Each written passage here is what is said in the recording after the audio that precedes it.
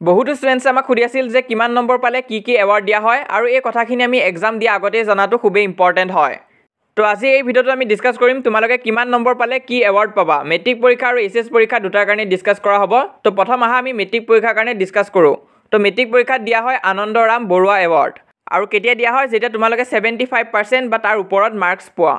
যদিও বহুতো চেনেলত কৈ আছে যে তোমালোকক মেট্ৰিক পৰীক্ষা 2025ত 15,000 টকা দিয়া হ'ব যদিহে 75%তকৈ অধিক মাৰ্কছ স্ক'ৰ কৰা। তো এইটো কথাটো ভুল হয়, কাৰণ তোমালোকে ইয়াত লিষ্টখন নিজে চাব পাৰা।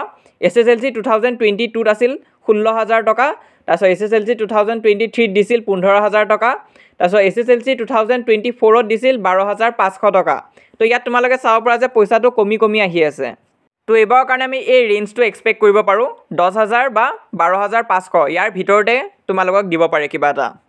হ'লেও কেছ মানিটো যে দিয়া হ'ব সেইটো ফিক্স হয়, তোমালোকে 75%ৰ ওপৰত আনিবলৈ চেষ্টা কৰিবা। তো এতিয়া আমি এইচএছৰ কাৰণে ডিছকাছ কৰোঁ। তো এইচএছত ৰুলছবিলাক আৰু টাফ কৰি দিছে। তো আগতে কি আছিল, বয়ছৰ কাৰণে আছিল 75% প্লাছ আৰু গাৰ্লছৰ কাৰণে আছিল 60% প্লাছ। তো সিমান যদি পায় তেনেহ'লে স্কুটি দিয়া হয়, কিন্তু এইবাৰ সেইটো ৰুল ফ'ল' নহ'ব। এবাৰ বয়ছেও আনিব লাগিব 80%ৰ ওপৰত আৰু গাৰ্লছেও আনিব লাগিব 80%ৰ ওপৰত।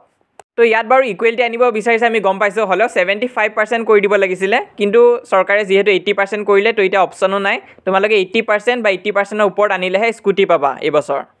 তো এই দুটা এৱাৰ্ডে দিয়া হয় নৰ্মেলি। আজিৰ ভিডিঅ'টোত যদি কিবা ডাউট বা কনফিউজন আছে তেনেহ'লে মোক কমেণ্ট বক্সত সুধিবা, মই ৰিপ্লাই দিব চেষ্টা কৰিম।